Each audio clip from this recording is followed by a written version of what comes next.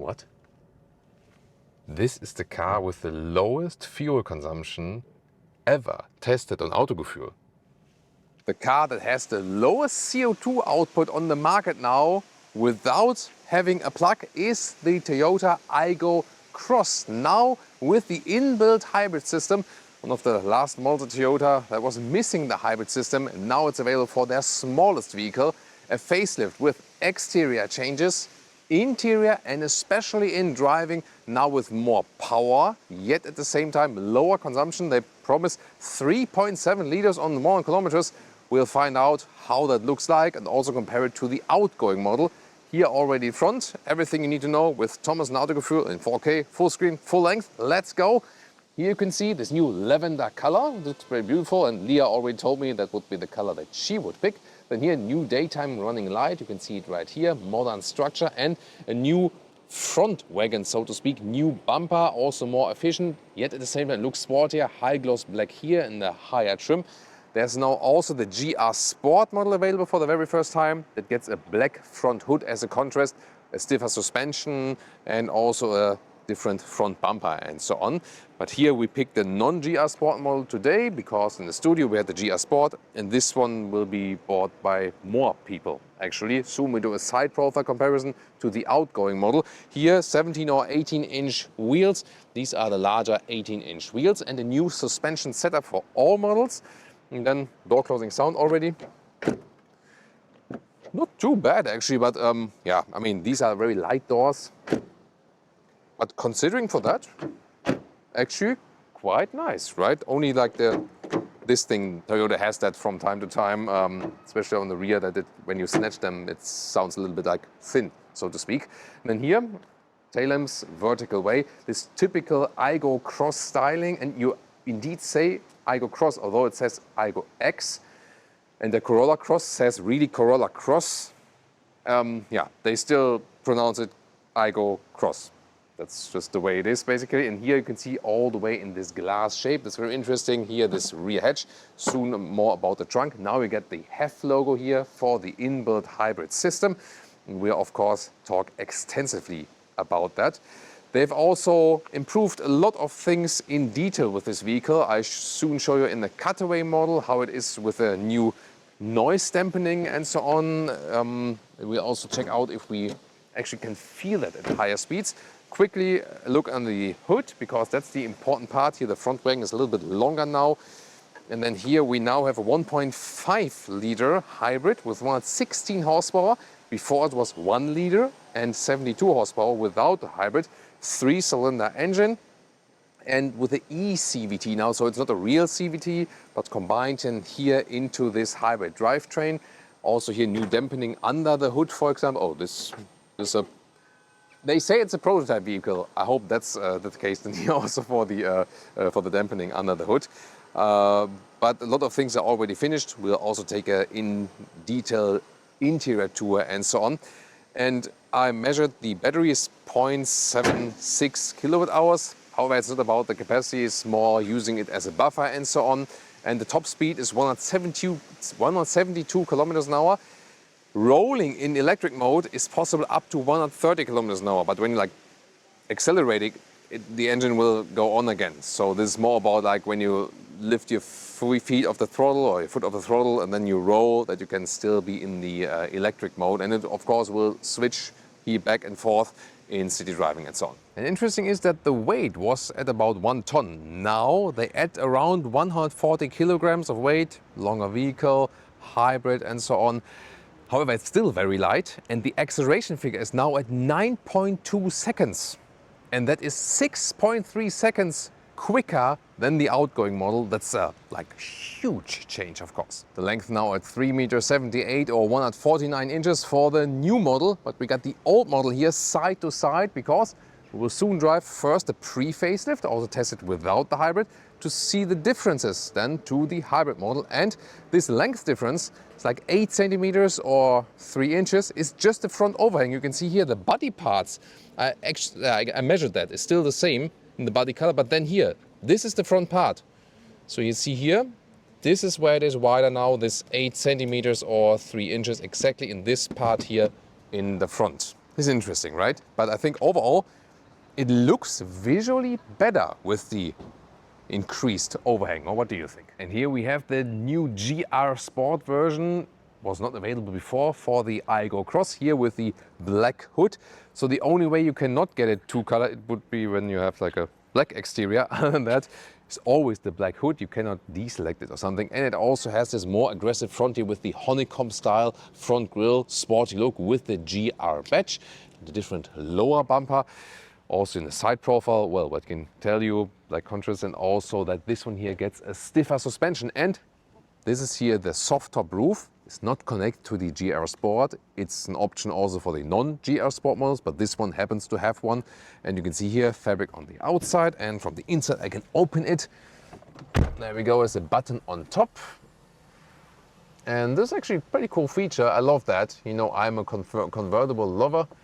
And there we go, it opens quite wide. And I mean, yeah, you don't have like 100% convertible, but let's say as good as it gets.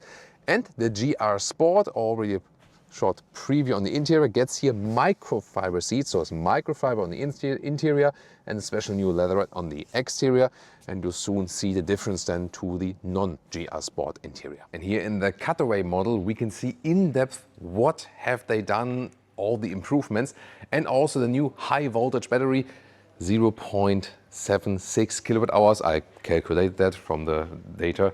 Here is underneath the rear bench.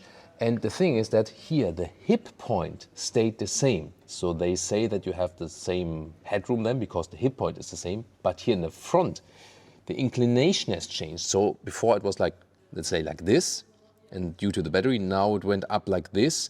Toyota says that you have more support than under the legs, so that would even be a positive thing. So, but yeah, very interesting to see it then in this Cutaway model. And of course, more deals here, for example, when you see like this, the seat, how it's designed. Here, the side airbag, for example, you can see the front airbag right there. And also things they have proved with the dampening here. All vehicles, even the base trim level, this whole, you know, dampening material, this has become thicker. Actually, this is the underfloor. And then also, when you go here, deep in there, like this material, it looks hard, but it's also a dampening material. And this basically goes all the way in the lower front inside of the vehicle and insulates it here to the wheels and also to the engine. And this is also for all trim levels. So that's supposed to bring down the noise level. And we'll also compare later on the older vehicle, the pre-facelift from the sound dampening, and then the new facelift.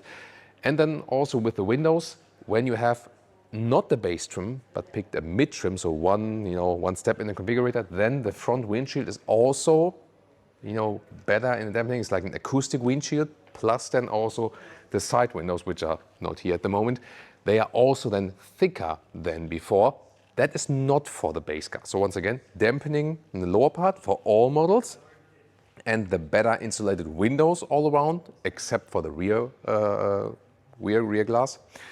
That is only when you go not in the base trim, but then pick a mid trim. That's very important to know. And then of course here this slightly longer overhang there in the front, about 8 centimeters, 3 inches for the bigger engine, which is now at 1.5 instead of the 1 liter. Now to the interior with the Toyota key fob, and this way you can press for the door closing. And then inside of the doors we have here, the color is directly visible on the outside. Yeah, and then there's no additional dampening and so on. But then again, for styling purposes, it's actually quite cool that you have your favorite color on the inside. Again, our hard pack materials right here, also no covering here. This is then really the lowest segment. But this is already a higher trim, so we also have these accentuations at the floor mats, for example, in the lavender style. And also here at the steering wheel, that's nice. Real buttons still at the steering wheel as well. Right side also for the cruise control. And a new material for the steering wheel here in this trim. This is also a soft leatherette, animal-free. The whole car is now animal-free. These are also, by the way, new decor elements. In this case, also with a like nuance painting in blue. And the seats, they have not changed the base form. They already look quite sporty, but new fabric. And then on the outside, Sakura Touch it's called. It's a new leatherette with recycling and plant or bio share. That's cool and feels nice. It's soft. and actually also makes a rugged impression. The GR Sport would also come with microfiber on the seats, and then the Sakura Touch on the outside, and then there is a base simple fabric seat available as well. And here with 189, 6 for 2, there's still some headroom left. And considering it's a tiny vehicle, the seat itself is not too bad. So I'm sitting quite well here as a tall person. Wouldn't have imagined that in that way. And the only thing here with the steering wheel, it is adjustable in top and bottom, but not in the reach. This is what I'm missing with the vehicle. I would like to move the steering wheel a little bit more towards me. And also there's no, I mean, it's kind of heavy and there's no, you know, nothing is holding it up. So it just drops down.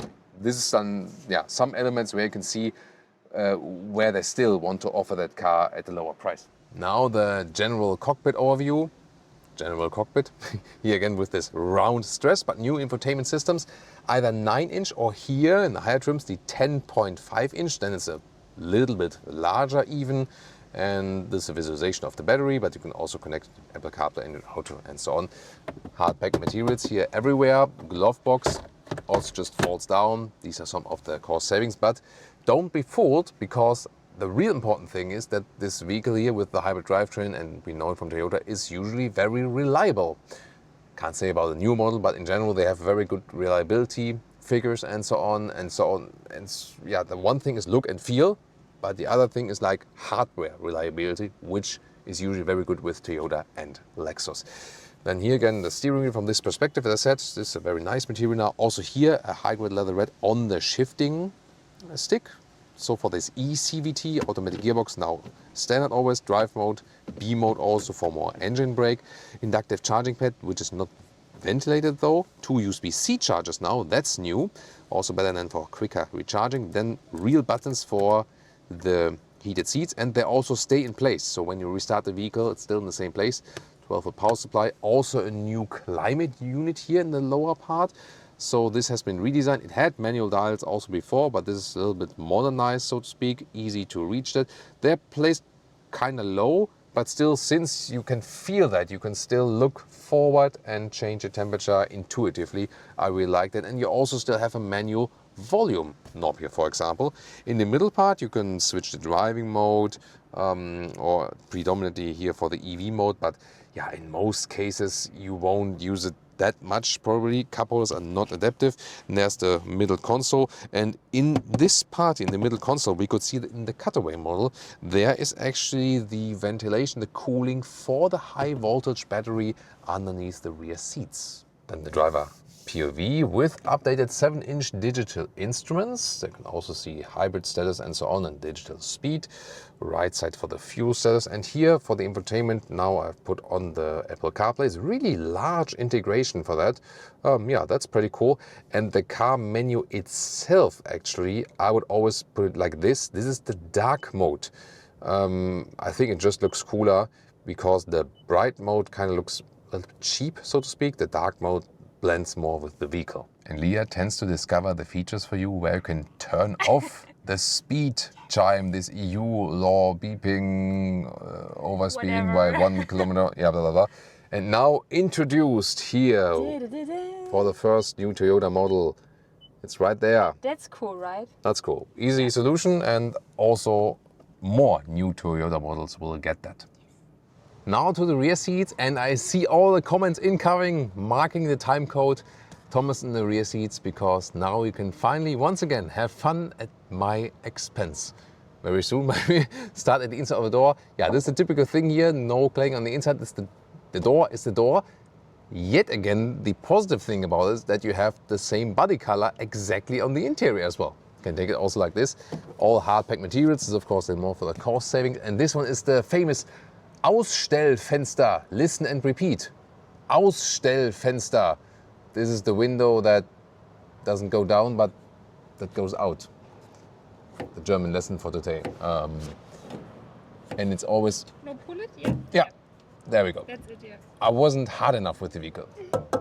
This window in the mid-trim is supposed to be also thicker. As I said, it's maybe minimal, like how much thicker it is now, but but this was definitely also a part. I always think like, you have to be very careful when putting them back again. So I would not let your children do that, just to be safe for that. Then, well, the door doesn't open that wide. Speaking of children and Isofix, there's Isofix at the outside each. Then also the new materials here, the new fabric, and also this Sakura touch, this new biotech and plant-based leatherette here on the outside. So it has bio and recycling share, as I said. Feels really nice, good update, and yeah, don't ask me how I get in there. I can assure you I will never get out there again. What about the driving part then? Well, yeah, you see, I mean, it's a tiny vehicle. It's not meant for tall L's in the rear. I'm just doing that again for your amusement.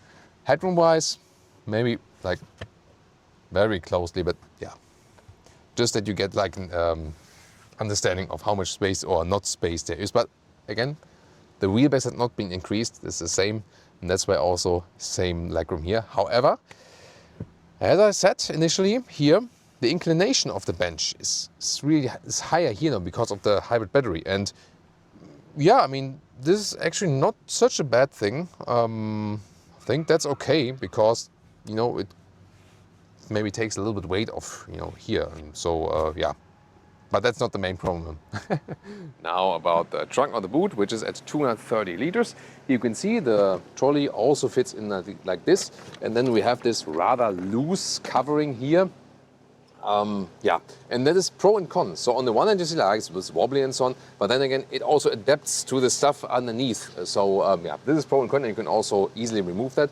The width is about 1 meter or 40 inches, a little bit less than that. The maximum height here, about 29 inches or 73 centimeters, and the normal length is about like 50 centimeters or 20 inches. And here, these are interesting, these lashes that protect the back of the seats, because when I want to fold the seats, I can put these and then back like this here, and then these are a little bit protected here. And I put the passenger seat in the front, so I can put this one down here. When I drive, like I'm driving at the moment, I cannot fold the seat really down. And to my driver's seat, this would be a total length of about 43 inches or 1 meters and 10. And it can really very well see like what's the maximum capacity. I can also, this is taking a while, yeah? Yeah, I know, that's all for your amusement. Okay, I made it without swearing. Yeah, but yeah, then it's actually quite well usable. I mean, come on, it's a small vehicle, right? Driving part starts with the old version. Why? We test the difference. So here, the 1 liter 3-cylinder, no hybrid, 72 horsepower, and you feel, even when stationary or just rolling, you feel the vibration of the engine in, you know, in your legs, also in the seat. Leah just told me, however, I mean, it's not like a feature, it's more like a necessity or like a side effect. But Leah actually said, you think that's cool, like calming? Yeah, I mean, that can be the thing. You know, we all maybe know it. Was the same for me when I was a kid, driving in these vintage vehicles, like in the 2CV of my mother or something, or then in the W123 of my father. My mother, of course, also used them later on to be safer, you know, for the small kids in the back. The vibration of the old engines made kids fall asleep. That's totally a thing. So you can also argue it as a pro. Here, 15.5 seconds in the acceleration figure, 0 to 100 kilometers an hour with the old version. That's, of course, really, really slow. And this will be a massive difference. We will soon start the acceleration here with the old model to give you then the direct feeling of how large the difference really is. And also maybe other facelift things we notice. This one was available with the manual, or we're driving it here with the optional CVT, automatic transmission. The hybrid has this eCVT. It's not a direct CVT, but like the hybrid concept of Toyota. That's why they call it eCVT. It's not literally a CVT, but this one here is. And let's just scroll to the digital speedometer that you can see the speed actually. So this one will overtake us. and we wait until the road is even, and then we can do interesting acceleration. Let's do it. Let's see. I can think go to like 10 or 20 or something like that. So here from like 20 to 70. Let's go. Yeah. Woo! That's it. Yeah, that's and you know that Leah's mom, she drives like an Aygo Cross. Actually, exactly. This one, almost, this yeah. color, yeah. Not the convertible though, No, right? no, Yeah, that's no. but everything else is basically And manual. Leah's mom's car. Yeah. She has a manual because she said I don't need a manual, and now she's always like, damn, I have a manual. Best greetings to her as well. Yeah, and that's also a fun experience for Leah because she has also like been on the passenger seat from when her mom was driving, for example, as well. But definitely this is really slow when getting on the German Autobahn, and that's sometimes a problem, for example, when there's maybe a truck on the road or something like that. Yeah. She said it to me, it's scary sometimes, yeah. Leah says that her mom confirms that it's sometimes nowadays really scary that it's too slow when getting onto the motorway. Not sure how it is in other countries, you can comment that in our comment section, but especially in Germany, you sometimes need to quickly enter the motorway. That's just it. And you also heard it like when I feels a little aggravated, like it's struggling, so I hopefully this will be better with the new version than with the hybrid. And when my father's sitting in the back, then it's 30 seconds in acceleration. Yeah. Because he's so huge, and then when Jörg and then you're like, when Jörg is sitting in the back, then like a partner, Leah's mom, then it's even slower, the car, definitely, yeah. Best greetings also to him. So to me it's also very interesting to take another like full in-depth experience here with the older version, because that makes you so much more able to feel and see the differences of the new version. Then, I mean, when you don't push it, the CVT is kind of comfortable, because it holds a rather steady RPM then, and there's no like sudden gear shift or something like that. It is then kind of smooth, and it's still a smooth city car and a reliable city car. That's also here for the pre-facelift. That's the thing. Also how it is to handle in the corners and so on. It's a light vehicle. It's just about 1 ton in weight, and there are hardly any other vehicles on the road nowadays that are so light in the weight, and that also makes it a pretty much fun car to drive. And now we hop into the new one, and there also the engine just went on because it's slightly up here. Before that was in the EV mode, and it really goes back and forth. So here when I'm slightly off the throttle, in most situations go back to the EV mode, but sometimes not. But you just let the car do its thing basically. And we can also go here to the, let's see, there it is, the power mode. And we did the same acceleration here with the outgoing model, and let's see how we can do that. Let the cars overtake there. So, and then we went here from 20 to 70, I think. Let's go in the power mode with the new model. Let's go.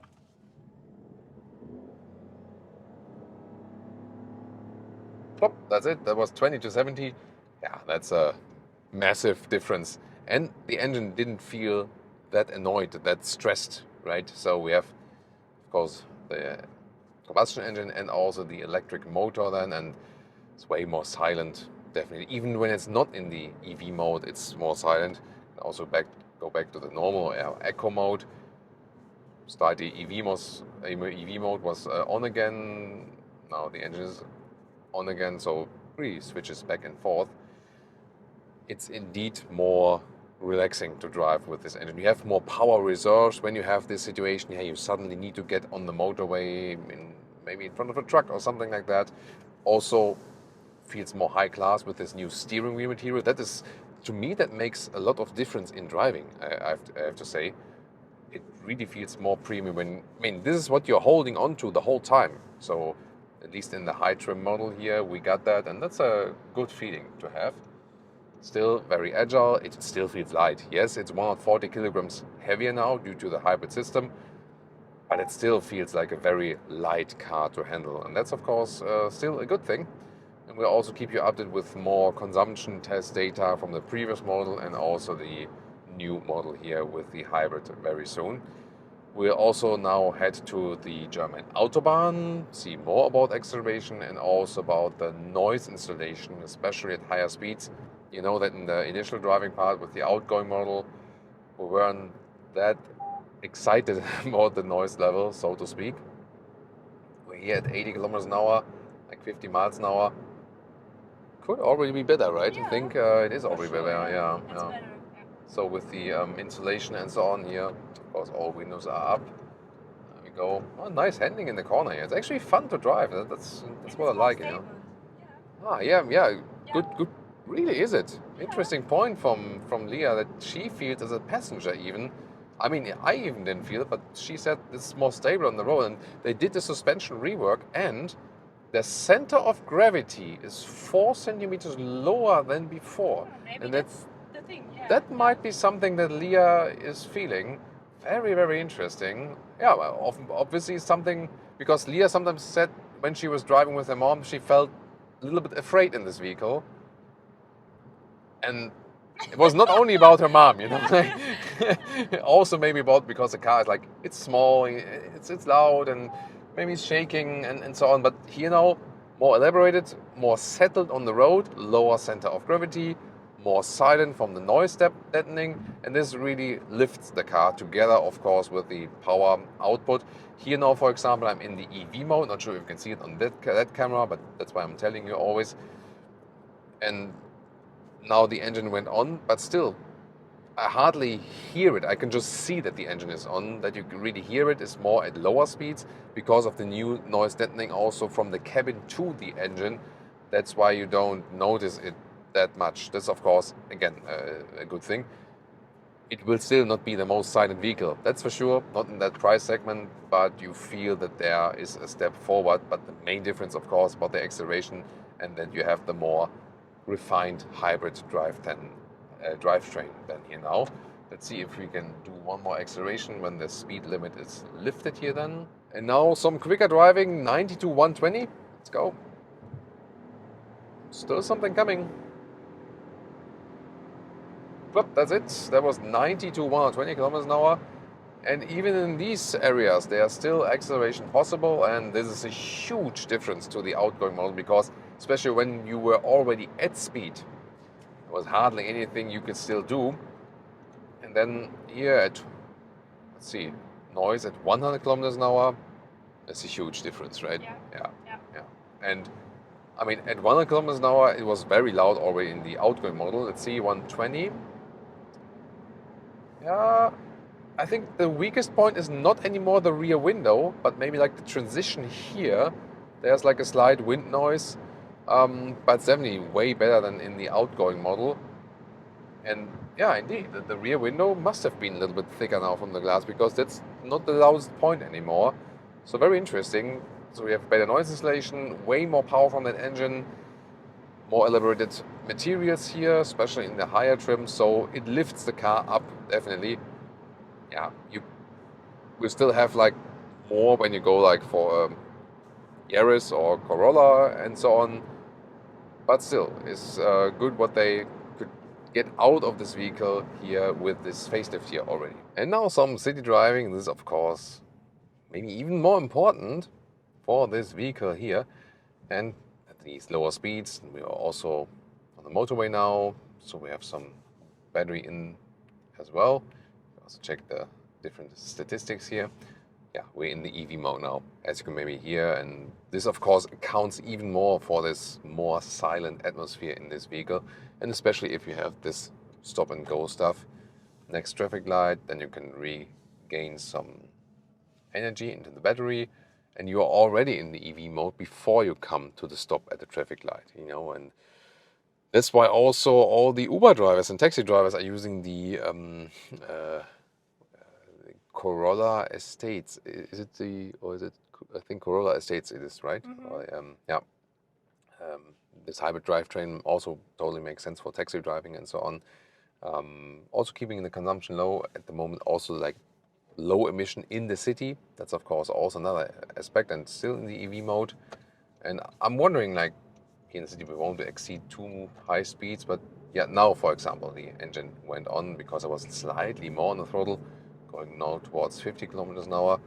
Now this car in front of us is taking a left turn, EV mode on again, and then we can enjoy the silent atmosphere. You also learn to drive with the system a little bit more, so you're maybe a little bit smoother on the throttle, and then you can get even better consumptions here with this system. And it's really a likable car to drive in the city. Small, fits in every small gap and so on. And as I said, it also feels sporty because of the lightweight aspect. And I can just stress it again, I love lightweight cars because they are so much fun to drive always. And together that it's, considering the small size, still reasonably comfortable here also for tall people. Suspension-wise, I mean, with the 17-inch wheels, it would give you a little bit more dampening comfort, but I think it's fine also when we have like some sewage systems cover here,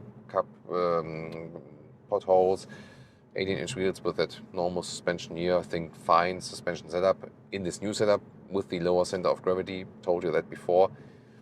Lear now also feels safer and better in the vehicle and is less shaken around, and that's of course another interesting and very important aspect. Lower? Do we? The seat is lower? I mean, I feel like that. the It's seat not itself. So high here.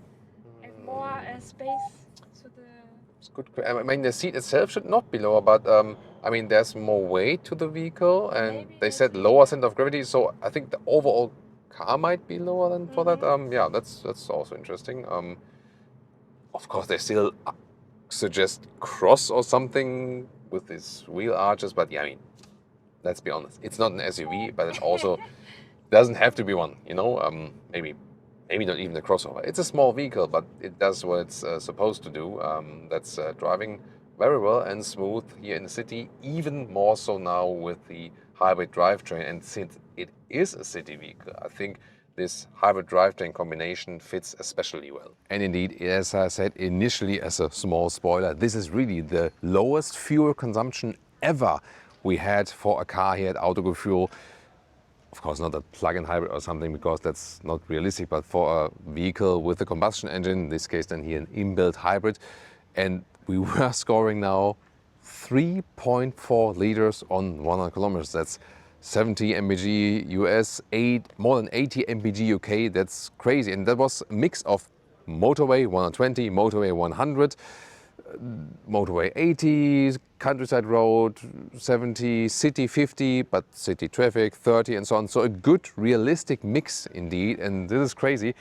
And here when you drive it in the city with stop and go, and you have it, you know, maybe at a traffic light, it stays in EV mode and so on, you're rolling then again in EV mode, then you can play out the advantages here also of the hybrid drivetrain. I also did test pre-facelift and now this one at steady 100 kilometers an hour, 60 miles an hour, or steady 120 kilometers an hour, 70 miles an hour. There the consumption difference is actually not that present. It was at 100, it was about like 4 liters on 1 kilometers, both for the old and the new one. And at 120, 70 miles an hour, it was like 5 liters for the old and also for the new one. So the big advantage of the hybrid drivetrain is, of course, when you have more topography changes, uphill, downhill, recuperation, and city stop and go traffic and so on. It's not the biggest advantage steady on the motorway, but maybe at even higher speeds because of the higher displacement and so on. But the big advantage is really for the mixed use case, and this is incredible low fuel consumption. We don't have the price for this vehicle here with the update yet. There will be an extra price for the hybrid. We have to see then in the coming weeks when this vehicle will be starting in the sales and so on, and also available at the dealers. Then we can see about the final prices. Don't have it at the day of the shooting, but I'm also keeping you updated with that then on or at a later stage. Very interesting here with this Aygo Cross today. And if you're interested, tell me more in the comments, your feedback, and if you're interested, check out more reviews here from Toyota.